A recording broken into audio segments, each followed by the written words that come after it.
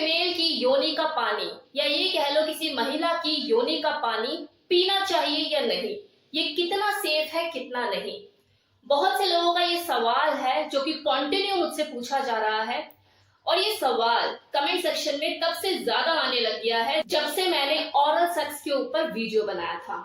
तो इससे देखो ये बात तो साफ हो गई है कि ओरल सेक्स को चाहने वाले, ओरल सेक्स को करने वाले, वजाइना को लिक करने वाले लोगों की संख्या कितनी है।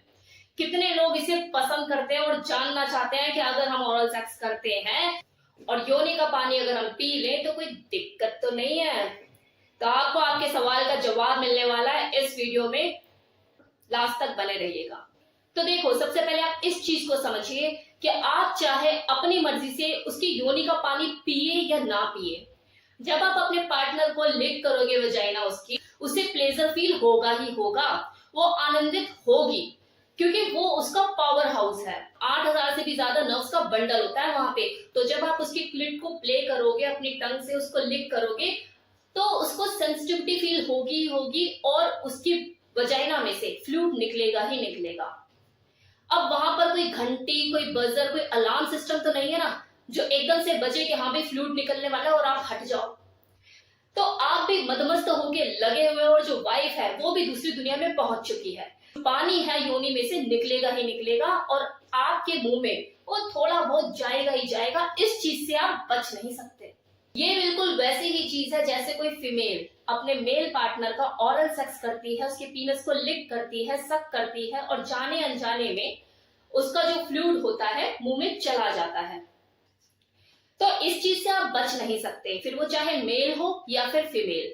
अब बात आती है कि अगर योनि का पानी मुंह में चला जाए या कोई खुद से पी ले, उसका मन है जिसे पीना चाहता है, तो इसके क्या फायदे और क्या नुकसान। तो देखो, इसके ना तो कोई फायदे हैं और ना ही कोई नुकसान। ऐसा नहीं है कि अगर आपने योनि का पानी पी लिया तो आप सुपरमैन बन गए और एक मुक्का मारोगे दीवार तोड़ के बाहर, तो ऐसा नहीं है। और हाँ देखो, नुकसान भी बस एक ही कंडीशन में है कि जिसका आप वजाइनल डिस्चार्ज पी रहे हो, योनि का पानी अगर आप पी रहे हो और उसकी जो मेडिकल हिस्ट्री है उसमें कुछ गड़बड़ है, उसे कोई इन्फेक्शन है, अंदरूनी कोई बीमारी है, वो हेल्दी फिट नहीं है, और अगर ऐसी कंडीशन में आपने उसका योनि का पानी पी लिया तो आपको दिक्कत हो सकती है, इन्फेक्शन हो सकता है, कोई सेक्सुअल ट्रांसमिटेड डिजीज भी आपको ट्रांसफर हो सकती है। जिस तरह से किसी हेल्दी फिट मेल का सीमन पीना किसी औरत को कोई नुकसान नहीं देता उसकी हेल्थ पॉइंट ऑफ व्यू से, सेम इसी तरह से अगर किसी फीमेल की योनि का पानी कोई मेल पीता है, अगर वो हेल्दी फिट है, स्वस्थ है, उसे अंदरूनी तौर से कोई बीमारी, कोई इन्फेक्शन नहीं है, तो कोई नुकसान नहीं है। और हाँ, एक चीज और कि अगर वो मल्टीपल पार्टनर से इन्वॉल्व है सेक्सुअली, तो भी सेक्सुअल ट्रांसमिटेड डिजीज होने के चांसेस बढ़ जाते हैं, क्योंकि हर कोई अपने माथे पर अपनी मेडिकल रिपोर्ट तो चिपका कर नहीं घूमता ना कि मैं हेल्दी हूँ, फिट हूँ, स्वस्थ हूँ। तो आप ओरल सेक्स करने का रिस्क देखो उसी के साथ ही उठा सकते हो जिसके बारे में आपको अच्छी तरह से पता है, उसकी फिजिकल और उसकी मेडिकल दोनों हिस्ट्री आपको पता है। अगर वो आपसे ट्रस्टवर्दी है, फेथफुल है, कीजिए ओरल सेक्स दबा के, कोई दिक्कत ही नहीं है। अब रह गई बात कि जो वजाइनल जूस जो होता है इसका कोई टेस्ट होता है या टेस्टलेस होता है, तो देखो इसका कोई स्वाद नहीं होता और ना ही इसके अंदर ऐसी कोई न्यूट्रिएंट वैल्यू होती है कि पीकर आप बब्बर शेर बन जाओगे। तो यहां तक तो मैंने आपको बताया कि किसी फीमेल की योनि का पानी पीना कितना सही है और कितना नहीं, और इसके क्या फायदे हैं क्या नुकसान। अब मैं आपको कुछ ऐसी चीजें बताने वाली हूँ जो आपके लिए बहुत फायदेमंद रहेगी, तो इस वीडियो को अब स्किप मत कीजिएगा। तो नंबर 1, जब कोई मेल किसी फीमेल की वजाइना को लिक करता है तो उसकी जॉ की भी एक्सरसाइज होती है।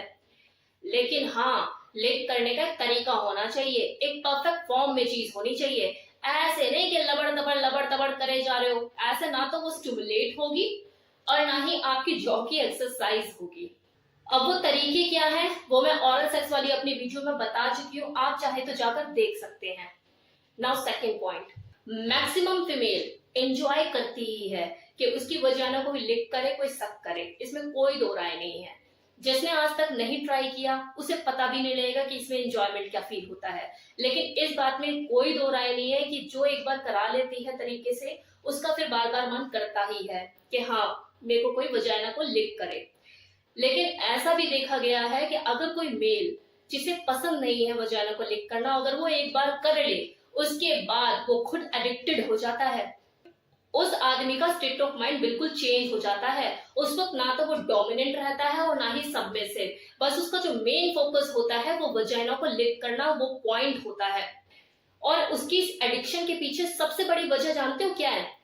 कि जब वो अपने फीमेल पार्टनर की वजाइना को लिक कर रहा होता है, स्टिमुलेट कर रहा होता है, तो वो जो फीमेल होती है उसको एक जबरदस्त आनंद की अनुभूति हो रही होती है, वो प्लेजर फील कर रही होती है। और उस प्लेजर की वजह से उसके फेशियल एक्सप्रेशन चेंज होते हैं, उसकी मॉर्निंग निकलती है, वो सिस्कारियां भरना शुरू करती है। और जब वो उसकी सिस्कारियां, उसकी आहें, उसकी गर्म तेज सांसें, उसकी आवाजें जब उस आदमी के कानों में पड़ती है, उसकी ऐसे में उसकी जो ज्ञानेंद्री होती है, जिसे कानेंद्री भी कहते हैं, ये जागरूक होती है। और जब वो उसके फेस के बदलते हुए हाव भाव, जो उसके फेशियल एक्सप्रेशन होता है, जब वो देखता है, तो इसकी जो दूसरी ज्ञानेंद्री होती है, आंख, ये भी एक्टिव हो जाती है। जिसकी वजह से जब वो फील करता है इन सब चीजों को, तो उसके बॉडी के अंदर एक अजीब सी सेंसेशन होती है। और उसके जो पीनस होता है, उसका जो जेनिटल होता है, उसमें एक हार्ड इरेक्शन वो फील करता है। और उसकी जो बॉडी है एक्टिव मोड में आ जाती है सेक्सुअली एक्ट परफॉर्म करने के लिए।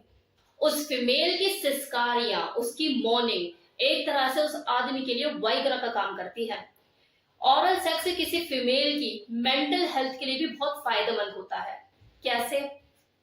तो देखो, सबसे पहला बेनिफिट तो यही होता है कि ऑरल सेक्स के दौरान उस फीमेल को संपूर्ण सेटिस्फैक्शन मिलता है, प्लेजर फील होता है, जिसकी वजह से वो ऑर्गेज्म पर जल्दी पहुंच पाती है।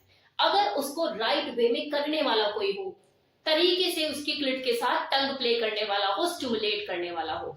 दूसरा बेनिफिट, एक संपूर्ण सेटिस्फेक्शन मिल जाने के बाद उसके अंदर एक पॉजिटिव फीलिंग आती है, माइंड भी रिलैक्स होता है और एक अप्रिसिएशन की फीलिंग उसके अंदर जागती है अपने पार्टनर के लिए। उस वक्त उसके अंदर ये भावना जन्म ले लेती है कि मेरे पार्टनर ने कितना कुछ किया मेरे लिए।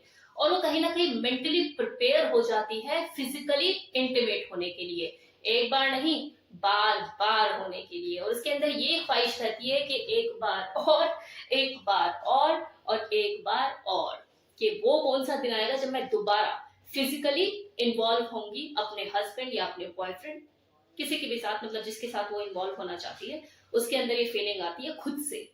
अब लास्ट में $1 मिलियन वाली बात करने वाली हूँ, ध्यान दीजिएगा।